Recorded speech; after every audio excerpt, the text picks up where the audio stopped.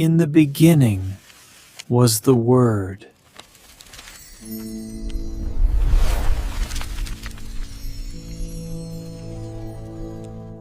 사랑의 하나님, 오늘도 주님의 전에 나와 예배하게 하시니 감사를 드립니다. 아버지 하나님, 모든 것을 주관하시는 하나님께서 우리 모든 순간순간이 하나님의 손길 가운데 있음을 고백하옵나이다. 이 나라 이 민족을 사랑하셔서 아버지 하나님 107년 전 이 나라 아버지 하나님 일제 압제 가운데 이 나라의 아버지 하나님 민족의 여명이 없을 때 이 우리 민족을 하나님 일제 압제 가운데서 인도하여 주셔서 우리의 앞길을 열어주셔서 우리 조상이 만세운동을 벌이고 아버지 하나님 그 고통과 압제 가운데서 우리의 길을 열어주신 하나님께서 우리에게 자유의 삶을 열어주시고 또 이 나라에 오늘이 있게 하심을 감사함을 드립니다. 우리의 고통과 아픔을 기억하시는 하나님께서 우리의 앞날을 이끌어 가실 줄 믿사옵나이다. 우리의 삶의 여정이 주님의 손길 가운데 있음을 다시 한번 기억하게 하여 주시옵소서. 이 나라 이 민족을 기억하여 주시고 아버지 하나님 우리의 모든 삶이 하나님의 은혜 가운데 이뤄갈 줄 믿사옵나이다.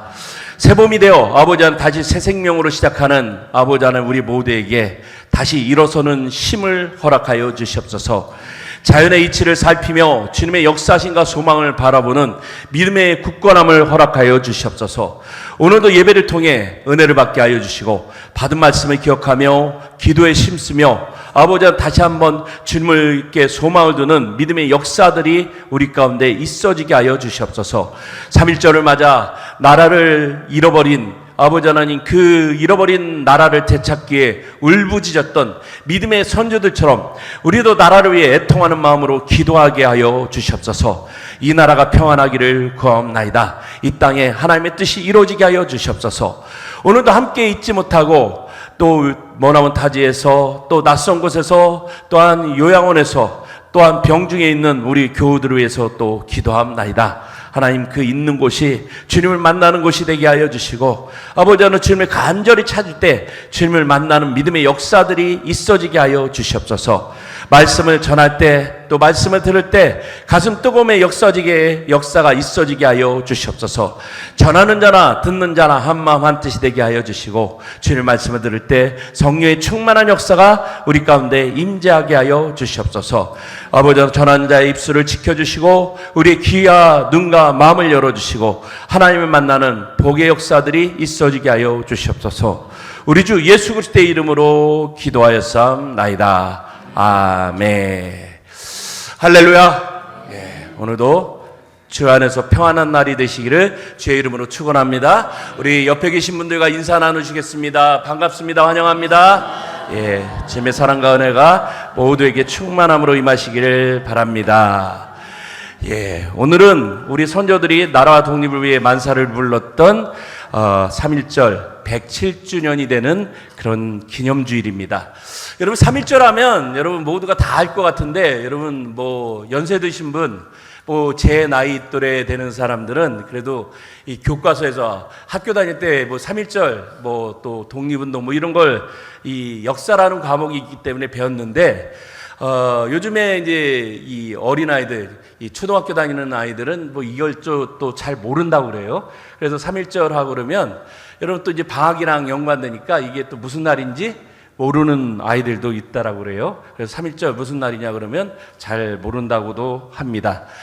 그래가지고 뭐 우리나라가 옛날에 일본의 지배를 받았다 그러면 그걸 또 잘 모르는 이 사람들도 있다라고 얘기를 합니다. 그래서 일본이 우리를 지배했다 뭐 이런 얘기를 하면 또 먼 이야기로 듣는 사람들도 있습니다. 오늘 아침 뉴스를 보니까 여러분 이 이스라엘이 이란을 미사일로 공격을 했더라고요. 또 미국이 또 공격을 해가지고 지금 전쟁이 일어났고 호르무즈 해협이 이제 봉쇄가 됐다라고 나오죠. 그 뉴스를 보면서 제가 좀 마음이 조금 사실은 좀 불안했습니다. 그걸 보면서 무슨 생각을 했을 것 같아요? 여러분 이란이라는 나라가 여러분 정교국가입니다. 그러니까 이 정교국가라는 얘기가 뭐냐면 정치가 이제 나라를 다스리는 나라가 아니라 종교가 나라를 다스리는 나라죠. 그러니까 그 나라가 제가 알기로는 그 한 몇십 년 동안 거의 한 5, 60년 동안 이 종교가 나라를 통치하다 보니까 이 말도 안 되는 일들이 막 일어나죠. 그래가지고 여러분 이 종교법에 위배가 되면 여러분 막 이 말도 안 되게 막 죽이는 일들 막 이렇게 됐죠. 히잡 안 쓰고 다녔다가 막 즉결 처형당하고 뭐 그런 일도 많이 일어나죠. 그래가지고 여러분 이 종교가 여러분 이 나라를 다스리면 좀 잘 돌아갈 것 같은데 사실은 그렇지가 않죠. 여러분 세계사를 보면 종교가 세상을 통치했던 시기를 여러분 세계사에서 한 단어로 딱 여러분 요약을 하는데 뭐라고 얘기를 했을까요? 여러분 세계사 배워보면 딱 나오는데 암흑시대라고 얘기를 하죠. 여러분 그리고 세계사 보면 딱 얘기를 하는데 그 여러분 교회가 세상을 통치했던 시기가 있죠. 꽤 오랫동안 그때 일어났던 일이 마녀 사냥 뭐 이런 거 많이 일어났죠. 뭐 교회가 여러분 세상을 통치를 하면 하나님 뜻대로 잘 다스릴 것 같은데 사람이 통치를 하면요 타락을 하게 돼 있습니다. 왜냐하면 돈이랑 권력이랑 여러분 이게 참 이렇게 사람이 그런데 취약하기 때문에 여러분 그렇게 됩니다. 이란이 딱 그 꼴이 일어나가지고 그렇게 되는데 여러분 결국은 여러분 이 악한 일들로 이렇게 돼가지고 여러분 미국이 여러분 이스라엘 대신해 가지고 이 미사일을 갖다가 공격해 가지고 그래가지고 트럼프가 뭐라고 얘기를 하냐면 미사일 하면서 성명을 발표를 했죠. 여러분 우리가 이제 공격하니까 여러분 이제 정권을 무너뜨리십시오. 아예 그렇게 얘기를 해버리죠. 그러니까 여러분 지금 근데 이게 정권이 그렇게 무너질 수 있으면 다행인데 악은 여러분 그렇게 쉽게 무너지지 않습니다. 그러니까 지금 어떤 일이 일어날지 모릅니다. 근데 제가 그 얘기를 하고 싶은 게 아니라 그걸 보면서 무슨 생각을 했을까요? 여러분 우리나라를 생각을 했어요. 여러분 우리나라도 저 북한 정권 여러분 어느 순간에 북한이 막 하면 미국이란 나라가 어느 날 갑자기 미사일 갖다가 북한 때릴 수도 있습니다. 그러면 여러분 우리 뜻과 상관없이 전쟁이 일어날 수도 있는 그런 상황에 놓일 수도 있습니다. 그러니까 여러분 나라 민족을 위해서 잘 기도하십시오. 이 정세는 여러분 우리 뜻대로 되지 않습니다. 그래서 국력이라는 게 참 중요합니다. 뭐 정치를 잘 해야 되겠지만 우리 뜻과 우리의 의지와 상관없이 전쟁이라는 게 일어날 수도 있고 여러분 우리가 쌓아올린 이 경제력 이런 거 한순간에 무너지는 일들도 막 그렇게 일어납니다. 그래서 여러분 우리가 하나님 앞에 기도하는 일들은 그래서 되게 중요합니다. 이란을 보면서 여러분 우리가 늘 경계해야 되고 또 생각해야 되는 일들 중요합니다. 여러분 한순간에 그런 일들 말도 안 되는 일들이 막 일어나죠. 3.1운동은 여러분 그런 일들을 여러분 우리에게 깨닫게 해주죠. 여러분 만세운동을 불렀을 때 많은 사람들이 생각을 했습니다. 야 만세 부르는 게 뭐 그게 뭐 어떤 변화를 일으키겠어? 뭐 여러분 총도 안 들고 나가고 양손에 태극기 들고 여러분 그 민족 대표의 대부분이 여러분 70%에서 80%가 다 기독교인이었습니다. 그 중에 감리교인이 꽤 많았어요. 감리교 대표들 장로 뭐 이렇게 해가지고 많이 나갔습니다. 그래가지고 만세를 불렀죠. 기독교적인 여러분 그 중심 사상을 가지고 나간 겁니다. 근데 여러분 그 일들이 여러분 독립을 가속화시키는 일들을 이뤄갔죠. 여러분 우리가 어려울 때 기도하는 일들, 여러분 나라 민족을 위해서 애쓰는 일들 중요합니다. 그런 일들이 여러분 오늘의 한국을 만들어 나가는 일들이죠. 오늘 중요합니다.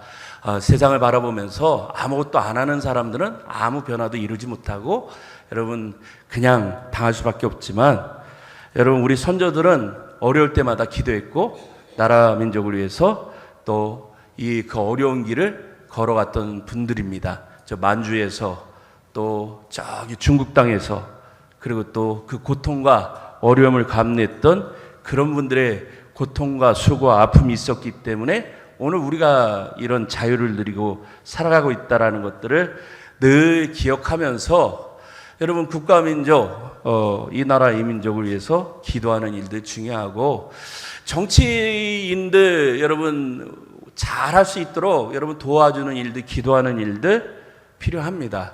비난하는 일들보다 잘할 수 있도록 여러분들 기도해 주는 일들 여러분 하시기 바랍니다. 맨날 여러분 뒤로 까대는 일들보다 여러분 잘할 수 있도록 돕는 일들 그렇게 하시기를 좀 부탁을 드립니다. 그리고 여러분 지금이 또 사순절 기간이기도 합니다. 이 먹고 살만해지면 여러분 고난에 대한 관심들은 사라집니다. 왜 사라질까요? 야, 뭐 이렇게 되는데 뭐 고난 받는 일들 그게 뭐 내 관심이겠어? 사실 이렇습니다. 이 부유해지면 여러분 배고픈 시절을 다 잃어버리죠. 근데 사순절은 늘 우리에게 아픔의 시절, 고난의 시절을 기억하라고 얘기를 합니다. 예수님이 고난 받으셨고 십자가를 지셨고 고통받았던 일들이 여러분 먼 과거가 아니라 오늘 우리 삶 가운데 스며들어 있음을 얘기를 해줍니다. 그러면서 뭐라고 얘기를 합니까?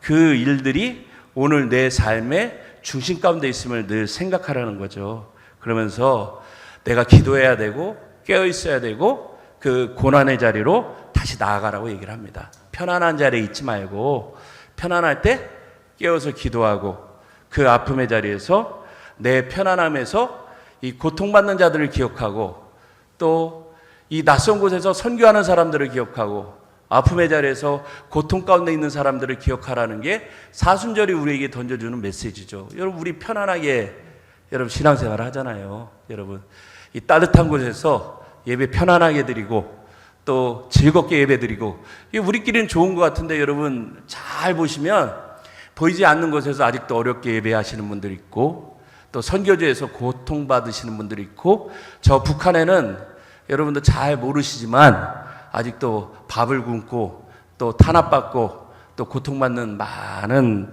여러분 우리의 동포라고 얘기하는 그런 분들이 있습니다. 이 사순절에 우리가 생각해야 되는 그런 분들이 있습니다. 여러분 이 기간에 말씀과 기도에 집중하시고 여러분 이 사순절을 좀 주님과 깊이 교제하면서 그렇게 여러분 보내시기 바랍니다. 날씨가 너무 좋습니다. 사실은 이번 주 제가 지방에 준비하면서 교회 한번 이렇게 쭉 둘러봤는데 날씨가 진짜 봄이에요. 너무 좋은 날입니다. 이 봄에 여러분 어디 놀러 갈 생각하지 마시고 여러분 기도하시고 예배 드리시고 또 주님과 좀 친밀한 시간으로 잘 보내시기를 다시 한번 부탁을 드립니다. 주님과 친밀해지시면 주님이 주신 은혜가 분명히 있고 또 주님이 여러분들 안에 회복시키시는 은혜의 역사들이 분명히 일어납니다. 기적은 여러분 은혜는 그렇게 관심 있고 사모하는 자들에게 주어지는 하나님의 축복입니다. 여러분들 안에 그런 은혜들이 넘쳐나시길 바랍니다. 신앙생활을 하면서 가장 큰 복은 여러분 뭘 것 같아요? 여러분 우리가 오해를 하면 이렇게 생각하시는 분들이 있어요. 예수 만나면 부자 되고 돈 잘 벌고 또 형통해지고 이걸로 생각하시는 분이 있어요. 그건 여러분 아직 주님을 잘 못 만나시는 분이죠. 여러분 돈이 많아지면 행복해질까요? 여러분 이게 이제 늘 고민 가운데 있는 분들이에요.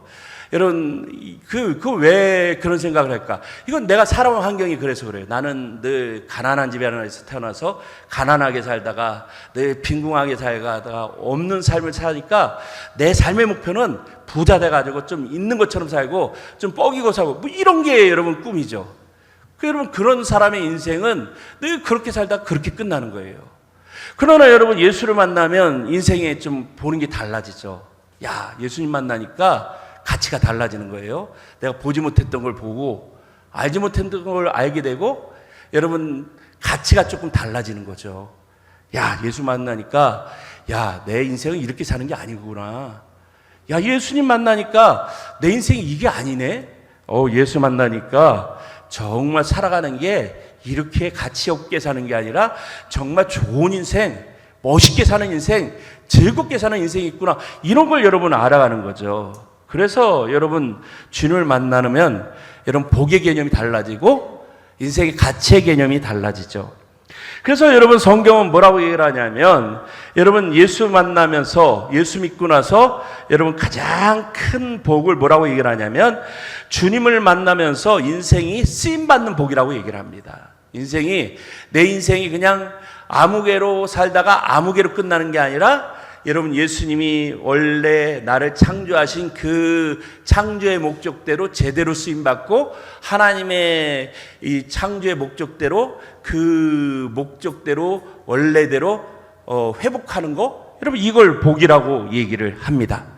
그래서 여러분 그걸 회복하면서 내가 그 하나님의 부르심을 따라서 내 안에 회복이 일어나고 은혜가 일어나고 내가 그걸 만들어가면서 여러분 하나님이 내가 일할 때마다 하나님이 함께 하심을 깨닫게 되고 움직이게 되고 여러분 모자랐는데 오늘 하나님이 채워주시고 함께 하시는 그 일들을 경험을 하게 됩니다.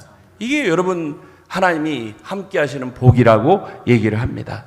여러분 그걸 어디서 만나게 되냐면 교회를 통해서 만나고 주님이 함께 하심을 통해서 만나고 여러분 그걸 경험하게 됩니다. 여러분들이 신앙생활 하면서 여러분 이 우리 현방교회에서 여러분들이 신앙생활에서 이 주님이 함께 하시는 그 은혜를 경험하고 그 믿음을 경험하고 주님의 돌보심을 경험할 수 있는 그 놀라운 은혜들이 날마다 넘쳐나시고 많아지시기를 주의 이름으로 축원합니다. 성경은 하나님과 함께하는 사람을 복된 사람이라고 말씀합니다. 오늘은 하나님과 함께 동행한 한 사람의 이야기, 야곱이라는 삶을 통해서 하나님이 허락한 것을 이루는 삶이 무엇인지를 함께 나누고자 합니다. 하나님께서 야곱에게 주신 복을 성경은 요약해서 말씀하는데 오늘 본문 15절 말씀을 보면 이렇게 얘기합니다.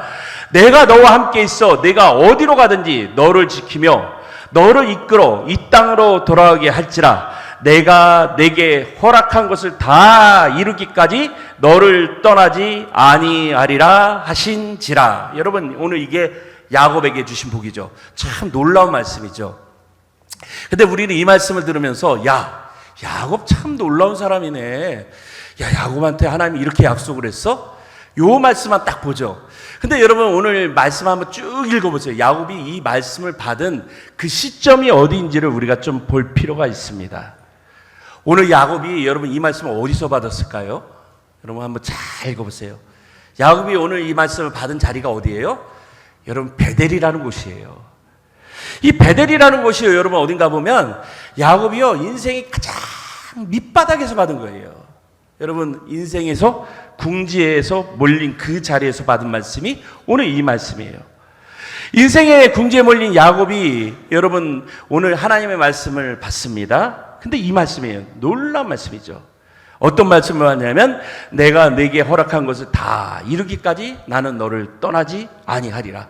야곱에게 약속을 주시면서 내가 이 말씀을 너한테 주는데 이 말씀을 이루기까지는 나는 너를 절대 떠나지 않을 거야. 이 말씀을 하고 있는 말씀, 이게 여러분 오늘 하나님이 주신 약속이라는 말씀입니다.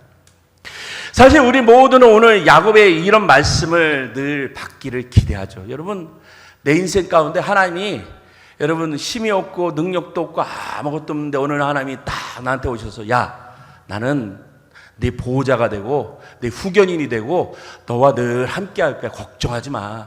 네가 무슨 일을 하든지 내가 네 후견인이 되고 너의 보호자가 될 거야. 이런 말씀 해주면 여러분 다 끝난 거 아닙니까? 근데 오늘 야곱에게 그런 얘기를 해주고 있습니다. 그러면 여러분 이런 복이 어떻게 가능할까요? 여러분 우리가 이렇게 생각하죠. 야곱은 성경에 나오는 야곱은 특별한 사람이야.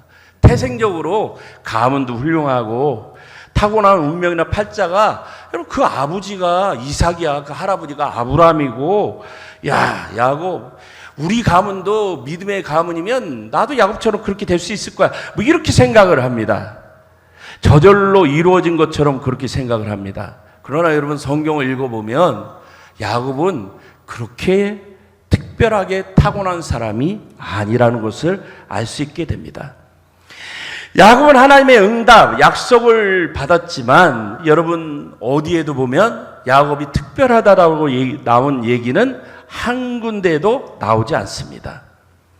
야곱은 하나님의 응답의 약속을 받기는 받았습니다. 근데 여러분 야곱이 어떤 조건적으로 뭐 운명이나 팔자가 특별하기 때문에 이런 약속을 받았다? 그런 말씀들은 창세기 어디에도 나와 있지가 않습니다. 야곱의 인생을 보면 참 기구한 운명입니다. 집안에서 나름대로 좀 사랑도 받고 축복도 받고 그렇지만 늘 가족에서는 미움받는 존재였어요. 어머니한테 사랑을 받지만 형제들한테는 미움을 받고 그래서 쫓겨났는데 또 자기 아저씨 집을 갔는데 거기서도 여러분 야곱은 눈의 가시처럼 늘 미움을 받는 그런 존재였던 것을 보게 됩니다. 그때마다 야곱은 놀랍게도 그 일들을 나름대로 견디고 이겨내고 참아내고 여러분 그걸 묵묵히 인내해가는 모습으로 이겨나갑니다. 오늘 그 이겨나가는 그런 야곱의 모습을 보면서 야곱이 그걸 어떻게 이겨나갈까? 여러분 성경을 쭉 읽어보면 야곱이 그런 일들을 이겨나가는 그 중심에 뭐가 있는가 이렇게 보면은 여러분 한 가지가 있는 게 보는데 그게 바로 오늘 이 베델의 경험이 있었던 것을 보게 됩니다.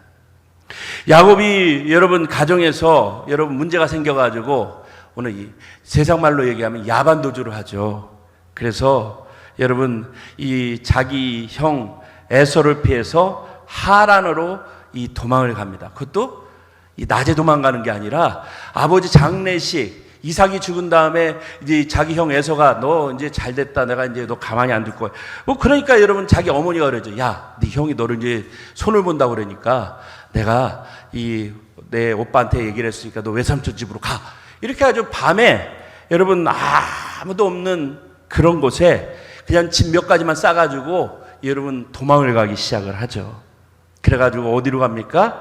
이 하란이라는 곳으로 가는데 이 하란은요, 그 야곱이 자기 집에서 하란으로 가려면 뭐 며칠 만에 가는 데가 아니라 그 한두 달을 가야 되는 그런 길이었습니다. 하란을 피해 도망하던 중에 여러분 막 길을 가는데 이 길이 가보지 않은 길을 가야 되는 거예요. 그러니까 이 쉬운 길이 아니죠. 그래가지고 거기다가 자기 형 에서가 이제 쫓아올지도 모르니까 그냥 허둥지둥 막 뒤에는 막 경계를 하면서 자기 형이 혹시 또 자기 잡으러 오지 않을까 막 그러면서 막 도망하던 중에 어떻게 했을까요? 여러분 도망하는 사람 어떻게 됐을까요?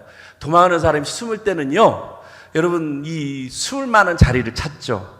여러분 이 은밀한 곳, 아무도 들키지 않은 만한 곳, 그리고 잘 숨을 만한 곳을 찾습니다. 그래서 찾았던 곳이 어디냐면 이 베델이라는 곳을 찾습니다. 이 광야에서 홀로 여러분 이제 그곳을 자리를 잡고서 거기서 누워 있습니다. 아무도 없습니다. 그래가지고 거기서 이제 잠을 자는데 혼자 모닥불을 피우고 여러분 잠을 자는데 어떻게 됐을까요? 편안하게 잠을 잘 수가 없죠. 편안하게 잠을 자다가 잡혀서 무슨 일을 당하지 않습니까? 그래서 혼자서 거기서 누워가지고 여러분 잠을 편안하게 잘 수 없으니까 주변에 돌멩이 하나를 갖다가 베개로 삼고 잠이 듭니다. 인생의 가장 춥고 외로운 밤, 여러분 야곱이 잠을 자는데 여러분 그 잠을 자면서 야곱이 어떻게 했을까요? 깊은 잠을 못 자죠. 자기가 무슨 일을 당할지 알고. 그 잠을 자던 밤에 여러분 야곱이 거기서 누구를 만나게 되는 거예요? 하나님을 만나죠. 그게 오늘 여러분 이 본문의 내용입니다. 야곱의 오늘 이 본문의 내용을 보면 참 야곱의 현실이 참 비루하죠. 그리고 너무나 처절합니다. 인생은 여러분 자기 뜻대로 될 줄 알았는데 자기 뜻대로 되는 게 아무것도 없어요. 나름대로 머리를 쓰고 꾀를 내가지고 성공을 향해 달려왔는데 여러분 된 거는 하나도 없고 인생은 여러분 이제 나락으로 꺼졌고 여러분 이제 도망자의 신세가 됐고 앞으로 자기 외삼촌을 만나기는 할지만 거기서 또 어떻게 될지는 모르잖아요. 그러면서 여러분 이제 자기 인생을 걱정하는데 거기서 잠이 드는데 참 놀라운 일들은 그 자리에서 아무도 모를 줄 알았던 그 자리에서 여러분 거기서 누구를 만납니까? 하나님을 만나게 되죠. 여러분 그게 참 놀라운 일입니다. 우리는 늘 하나님을 내가 만날 수 있을 때 만나는 분으로 생각합니다. 내가 부르면 하나님이 오시고 내가 만나기 싫으면 안 만나고 뭐 이런 식으로 생각을 하죠. 하나님을 내가 부르면 하나님 나한테 만나주세요 그러면 만날 수 있고 내가 그냥 뭐 바쁘고 그러면 그만둘 수 있는 뭐 이런 식으로 생각을 하는데 하나님은 사실은 그런 분이 아니죠. 우리는 하나님을 너무 함부로 대하죠. 하나님은 아무렇게 막 대해요. 여러분 그러나 여러분 사실은 하나님은 그런 분이 아니죠. 성경은 늘 하나님에 대해서 얘기를 하죠. 이스라엘 백성들 하나님의 이름을 함부로 부르지 못합니다. 그래서 여러분 성경에 하나님의 이름에 대한 얘기가 나와요. 여러분, 성서학자들이 하나님의 이름에 대한 얘기를 하는데 하나님의 이름이 정확히 뭔지를 몰라요. 여러분, 하나님의 발음 기호에 방점이 안 찍어요. 발음 방점이 안 찍혔어요. 그래서 하나님의 발음이 정확히 뭔지를 몰라요. 여러분, 구약 여기 여호와, 야훼 뭐 이렇게 나왔죠. 그 왜 그렇게 자꾸 발음이 달라질까요? 그 이유가 있어요. 이스라엘 백성들은요, 하나님의 이름을 부르면 자기들이 죽는다라고 여겼어요. 그 왜 그랬을까요? 여러분, 거룩한 사람의 이름을 함부로 부르면 급사를 맞는다라고 생각을 했어요. 이게 이제 우리 표현으로 얘기를 하죠. 그러니까 여러분, 하나님의 이름은 여러분 밑에 방점이 찍혀야지 발음을 정확히 할 수 있는데 점이 안 찍혀 있어요. 그냥 이름, 이 글자는 있는데 발음이 없어요. 그러니까 여러분, 여호와, 여호와, 여러 가지 표현으로 돼 있죠. 그래가지고 비슷하게 나온 게 여호와, 이렇게 해가지고 야훼, 이런 식으로 돼 있습니다. 그러니까 그냥 비슷하게 나온 거예요. 그래가지고 여러분 나온 게 이제 아도나이라는 표현이죠. 근데 여러분, 발음이 사실은 뭐가 중요해요? 중요한 것은 하나님 찾는 마음이죠. 근데 하나님이 뭐라고 얘기를 합니까? 이스라엘 사람들이 생각했던 그 하나님이 오늘 이 야곱에게 뭐라고 얘기를 하는 거예요? 네가 찾고 부르고 그렇다고 네가 만날 수 있는 그 하나님이 어떻게 하셨다라는 거예요? 늘 함께 하셨다라는 거죠. 하나님은 우리가 생각하듯이 먼 곳에 계신 분도 아니고 가까이 계신 분도 아니고 또 멀리 떨어져 계신 분도 아니고 언제나 늘 함께 하셨다라는 얘기죠. 우리의 상황과 처지가 어떠하든지 하나님은 언제나 우리를 만나 주십니다. 야곱처럼 들판이라 할지라도, 때때로 고난의 자리라 할지라도, 때로는 아무도 없는 광야 한복판이라 할지라도 하나님은 그 자리가 어느 자리라 할지라도 늘 함께 하셨다라고 말씀하십니다. 중요한 것은 우리의 처한 환경이 아니라 여러분, 우리와 함께 하시는 하나님이 함께 하신다라는 것을 깨닫는 우리의 마음이 중요합니다. 그 하나님, 여러분, 우리와 함께 하시는 하나님을 깨닫고 또 하나님을 아는 것이 중요합니다. 그러면 오늘 야곱을 찾아오신 그 하나님을 야곱이 만난 것처럼 우리도 하나님을 만나게 됩니다. 문제는 우리의 마음이 늘 닫혀 있는 게 문제입니다. 우리는 늘 마음을 닫아버리죠. 내 마음이 닫혀 있으면 하나님이 안 계신 것처럼 느껴집니다. 나는 이렇게 힘든데 하나님은 도대체 어디 계시는 거지? 나는 이렇게 어려운데 하나님은 도대체 내 어려움을 알고는 계실까? 여러분, 이게 우리의 생각이죠. 그러나 하나님은 늘 내 어려움과 환경과 문제가 아니라 늘 내 삶의 여정 가운데 동행하셨다라고 말씀하십니다. 오늘 야곱이 그 돌베개를 자면서 꿈을 꿉니다. 하나님을 함께 하심이 여러분 오늘 야곱에게 나타나는데 하나님이 꿈으로 말씀하시죠. 꿈속에서 하늘까지 닿은 사닥다리를 보고 야곱이 거기서 하나님의 음성을 듣습니다. 그리고 잠에서 깬 야곱이 고백하죠. 하나님께서, 여호와께서 과연 여기 계시거늘 내가 알지 못하였도다. 하나님을 만난 야곱이 이제 두려움이 아니라 담대함으로 이제 하나님을 고백하면서 그 길을 가죠. 여러분, 이게 중요합니다. 하나님을 아는 사람과 하나님을 만난 사람과 하나님을 모르는 사람과 하나님의 지식으로만 아는 사람은 늘 다른 길을 가죠. 여러분, 우리의 생각과 우리의 마음이 늘 하나님을 만나는 그 중심 가운데 있어지기를 주의 이름으로 축원합니다. 현대사회에서 성공을 연구하는 학자들은 나름의 성공 공식을 이야기를 합니다. 성공을 연구하는 학자 중에 엘버트 라슬로 바라바시라는 그런 유명한 학자가 있습니다. 이분이 책을 하나 썼는데 성공의 공식 포뮬러라는 그런 책을 하나 썼습니다. 그 책에서 뭐라고 얘기를 하냐면 성공의 공식 5대 원칙이라는 걸 썼는데 그 내용은 아주 복잡한 얘기를 하면 공식을 얘기를 하는데 정리해보면 이런 거예요. 성과를 이루기 위해서 뭐가 필요하냐면 인맥이 필요해야 돼요. 그러니까 성공은 그냥 되는 게 아니에요.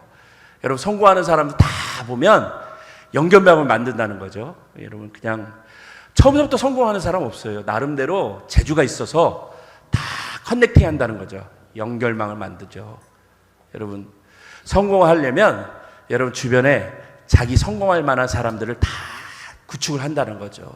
그게 없으면 여러분 성공할 수 없다라는 거죠. 그리고 계속해서 그걸 만들기 위해서 노력을 한다는 거죠. 그리고 처음에 안 되면 여러분 꾸준하게 노력을 한다는 거죠. 어떤 방식으로든지 그걸 노력을 해가지고 계속해가지고 여러분 세밀하게 접근을 한다는 거죠. 그리고 지속성을 가지고 그걸 가지고 디테일하게 노력을 하고 여러분 그걸 5가지로 쭉 정리한 그런 이야기를 합니다. 다시 말하면 아무리 뛰어난 사람도 여러분 세상에서 자기 혼자 잘 되는 사람은 아무도 없습니다. 세상은 다 연결되어 있기 때문에 여러분 세상에서 잘 되려면 사회성이 중요하고 협업이 중요합니다. 여러분 이게 여러 가지 다양성이라는 모습으로 우리에게 이야기를 합니다. 그리고 한 번에 되는 일이 없기 때문에 부단히 노력하고 끝까지 여러분 버티면서 지속성을 가지고 계속해서 꾸준하게 그 일들을 시도를 해야 됩니다. 그러면서 여러분 한 번 안 됐다고 포기하는 것이 아니라 될 때까지 하라는 거죠. 여러분 이런 원리로 보면 나름 여러분 야곱도 머리도 뛰어나고 임기응변도 있고 끈기도 있는 사람이었습니다. 그런데 여러분 결과가 어떻게 됐냐면 잘 보면 여러분 야곱은 나름대로 자기 원칙을 가지고 시도를 했지만 실패한 자로 혼자 남게 되었습니다. 그리고 그 실패한 자리에서 결국 누구를 만나냐면 하나님을 만나게 됐죠. 야곱은 이전까지는 하나님을 여러분 어떻게 알았냐면 부모님에게서 들었어요. 여러분 자기 할아버지 하나님, 자기 아버지 하나님, 하나님이 이런 분이야. 너 하나님이랑 함께 해야 돼. 하나님이 우리를 이끌어 가셨어. 나는 우리 하나님, 아브라함의 하나님, 이삭의 하나님. 여러분 이게 여러분 창세기 계속 나오는 거죠. 우리는 하나님께 속한 사람이야. 하나님 없이는 안 돼. 여러분 이거 알았어요. 근데 그 하나님은 야곱의 하나님이 아니죠. 배우기는 배웠어요. 배운 하나님, 그 하나님이 여러분 야곱이 알던 하나님이었어요. 근데 내 하나님은 아니었죠. 야곱은 뭐라고 생각하냐면 그 하나님이 있기는 있지. 근데 나는 내가 머리도 있고 난 능력도 있고 나는 해볼 수 있어. 그렇게 생각을 했죠. 그러다 야곱은 어떻게 됩니까? 여러분 다 될 줄 알았는데 여러분 나중에 어떻게 됐을까요? 실패를 하죠. 혼자 광야에 머물게 되죠. 해보니까 안 돼요. 하나님이 있긴 있다고 그랬는데 그 하나님은 자기랑 아무 상관없는 분인 줄 알았는데 여러분 다 될 줄 알았는데 여러분 홀로 광야에서 아무도 없는 곳에서 돌베개를 베고 누워있고 처절하게 홀로인 자신을 마주하게 됐습니다. 그 홀로인 야곱을 아무도 찾지 않는 야곱을 오늘 하나님께서 찾아오십니다. 그리고 야곱은 그 홀로 빈자리에서 오늘 하나님을 마주하죠. 하나님을 만납니다. 그리고 하나님을 알게 되고 하나님을 만나게 되고 하나님이 어떤 분이신지를 대면하게 되죠. 그리고 고백하게 된 것이 여러분 뭘 고백하게 되냐면 하나님을 마주하면서 야, 내 삶은 언제나 내가 이끌어 가시는 것이 내가 이끌어가는 것이 아니라 하나님과 연결되어 있고 내 꿈은 내가 만들어가는 것이 아니라 하나님이 만들어주시는 거구나. 여러분 그걸 다시 한번 깨닫게 되죠. 성경이 말하는 성공의 공식은 세상의 공식과 좀 다른 차원입니다. 내 힘으로 쟁취하는 것이 아니라 하나님이 주신 약속을 신뢰하며 하나님과 동행할 때 주어지는 결과라고 성경은 다시 한번 이야기합니다. 오늘 본문 15절 하나님이 야곱에게 주신 약속을 하나님이 어떻게 이끌어 가시는지를 이렇게 얘기합니다. 내가 너와 함께 있어 네가 어디로 가든지 너를 지키며 너를 이끌어 이 땅으로 돌아오게 할지라 내가 내게 허락한 것을 다 이루기까지 너를 떠나지 아니하리라. 여러분 이게 하나님이 주시는 약속의 말씀이었습니다. 그래서 야곱이 이 약속을 믿고 이제는 인생을 다시 설계를 하죠. 어떻게 하냐면 여러분 야곱이 3가지로 여러분 다시 인생을 바꾸기 시작합니다. 첫 번째가 뭐냐면 여러분 야곱은 어떤 경우에도 하나님의 약속을 우선순위에 두면서 이제는 시작을 합니다. 여러분들도 어떤 일들을 시작할 때 우선순위를 바꾸시기를 바랍니다. 하나님의 약속 여러분들의 삶에 우선순위가 되시길 바랍니다. 야곱은 태중에서 큰 자가 어린 자를 섬기리라는 약속을 받습니다. 그는 비록 둘째로 태어났고 아버지는 형 에서를 더욱 사랑했으며 사회적 제도도 그에게 불리했습니다. 그러나 야곱은 하나님이 주신 장자권의 가치를 누구보다 소중히 여겼습니다. 팥죽 한 그릇에 장자권을 팔아버린 에서와 달리 야곱은 수단과 방법을 가리지 않고 그의 영적인 복을 갈망했습니다. 세상에서 성공한 사람들에게는 공통점이 있습니다. 바로 구체적인 목표와 집중력이라고 합니다. 하버드와 예일대의 연구에 따르면 성공한 사람들은 자신의 꿈을 문서화하고 집중한 3%의 사람들, 나머지 7%보다 더욱 월등한 성과를 내었다라고 얘기합니다. 우리는 세상에 성공한 사람들을 성공을 위해 사는 사람들은 아닙니다. 그러나 그럼에도 불구하고 믿음의 사람들에게는 목표가 분명히 있어야 됩니다. 여러분들의 목표는 뭡니까? 사실 많은 분들이 여기서부터 이제 좀 헷갈리기 시작하죠. 여러분, 믿음의 사람들의 목표가 뭡니까? 여러분, 목표가 뭐예요? 이렇게 물어보면, 여러분, 제가 이렇게 물어보면, 내 목표가 뭐지? 이렇게 헷갈려 봅니다. 다 얘기를 들어보면, 내 목표는 세상 사람들과 별반 차이가 없어 보입니다. 사실 그러다 보니까 결과가 거기서부터 딱 정해지기 시작을 합니다. 우리의 겉포장지는 하나님을 이야기합니다. 나는 하나님의 영광을 위해서 살 거예요. 나는 하나님의 말씀을 위해서 살 거예요. 어쩌고 저쩌고 막 하나님의 이름을 갖다 붙이지만 여러분, 그 겉포장지 말고 내 속에 있는 알맹이를 한번 잘 보세요. 내 속의 알맹이가 뭔가? 여러분, 알맹이가 세상의 가치가 아닙니까? 겉으로는 성령을 얘기하고 겉으로는 하나님을 얘기를 하지만 내 안에는 세상의 육신의 것들, 욕심의 것들, 세상의 성공들, 이런 것들이 다 그득그득합니다. 부자 되고 잘 먹고 잘 살고 성공하고, 그러다 보니까 여러분, 그냥 죄송한 말씀이지만 육신의 삶을 마감할 때 용서하고 들으십시오. 열매가 하나도 없어요. 그렇죠? 여러분도 돌아가실 때 뭐 교회를 위해서, 하나님을 위해서 뭐 남겨주신 거 있으세요? 한번 여러분들 돌아가실 때 내가 우리 교회를 위해서 뭘 했고 하나님을 위해서 뭐 한 거 뭐 있어요? 아무것도 없어요. 우리는 늘 그래요. 믿음의 사람들의 목표는 바로 하나님의 사명과 하나님 나라가 목표죠. 환경이 어떠하든지 나에게 주신 하나님의 약속을 붙들고 집중할 때 하나님의 역사와 기적이 거기서부터 나타나죠. 하나님이 거기서부터 뭔가 채워주시고 역사하는 게 일어나죠. 여러분, 맨날 하나님의 일을 할 때는 주머니가 닫혀지죠. 손이 오그라들죠. 할 때는 좀 뭔가 줄이고 뭔가 걷어들이고. 근데 여러분, 세상 일을 할 때는 뭔가 그냥 뭔가 나를 위해서 쓸 때는 거침없지만 그게 여러분 우리의 모습이죠. 환경이 어떠하든지 나에게 주신 하나님의 약속을 붙들고 집중할 때 하나님의 역사와 기적이 세상에 이루어집니다. 그런 사람들은 세상이 감당하지 못한다라고 히브리서는 우리에게 말씀하고 있죠. 그런 믿음이 우리 안에 있어야 됩니다.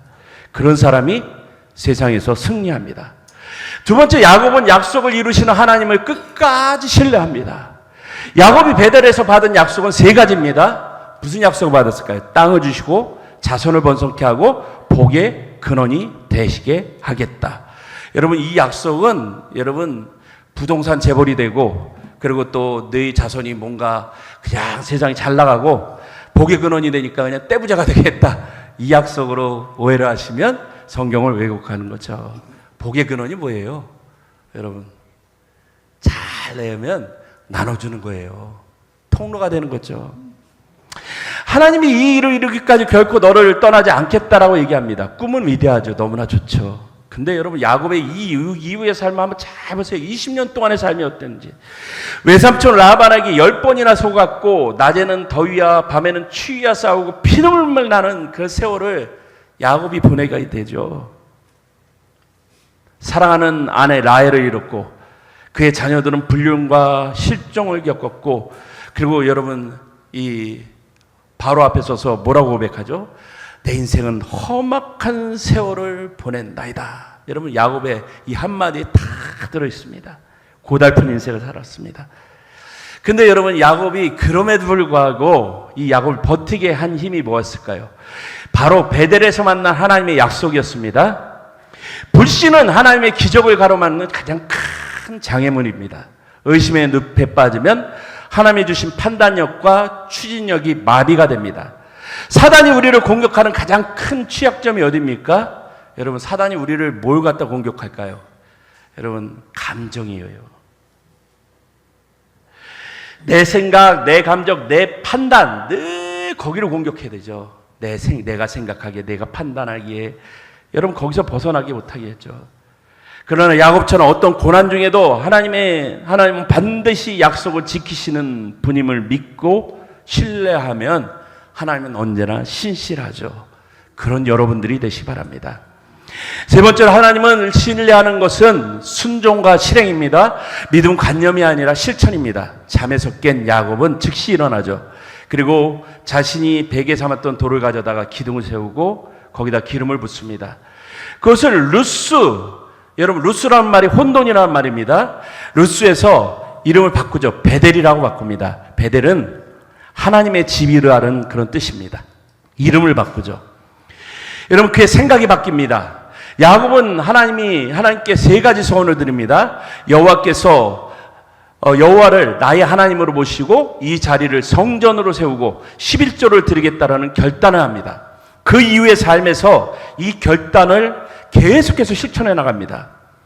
탐심의 노예에서 벗어나 남을 배려하는 사람이 되었습니다. 위기의 순간에 모든 것을 하나님께 맡기는 전적인 신뢰를 보여줬습니다.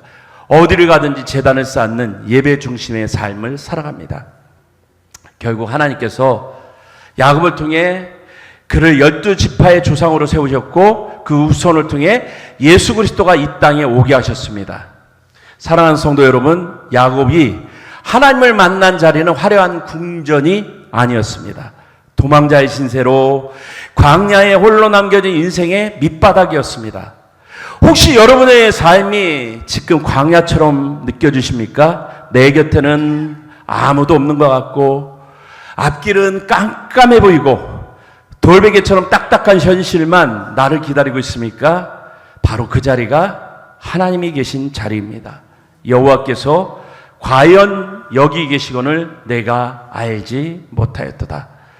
이 야곱의 고백이 우리의 고백이 되시기 바랍니다. 이 사순절 기간 우리와 함께 계시는 하나님께 집중하시고 하나님의 약속을 인생의 우선순위로 삼으시고 약속을 성취하실 하나님을 의심 없이 믿으시고 예배와 헌신으로 그 약속에 응답하며 살아가시고 그래서 야곱에게 허락하신 모든 것을 다 이루어 주셨던 그 하나님의 신실하심이 오늘 여러분 모두의 삶의 기적과 역사로 나타나시기를 주의 이름으로 간절히 축원합니다. 사랑의 하나님, 홀로 광야에 누워있던 야곱을 찾아와 주셨던 것처럼 오늘 고단한 삶의 자리에 있는 우리를 찾아와 주시옵소서. 세상의 성공의 공식에 일비하지 않고 영원히 변치 않는 주님의 약속을 붙들게 하여 주시옵소서. 이 사순절 기간 동안 주님과 더 깊이 동행하며 우리의 삶을 허락하신 뜻을 온전히 이루어드리는 복된 성도들이 되게 하여 주시옵소서. 우리를 떠나지 않으시는 예수 그리스도의 이름으로 기도하였사옵나이다. 아멘.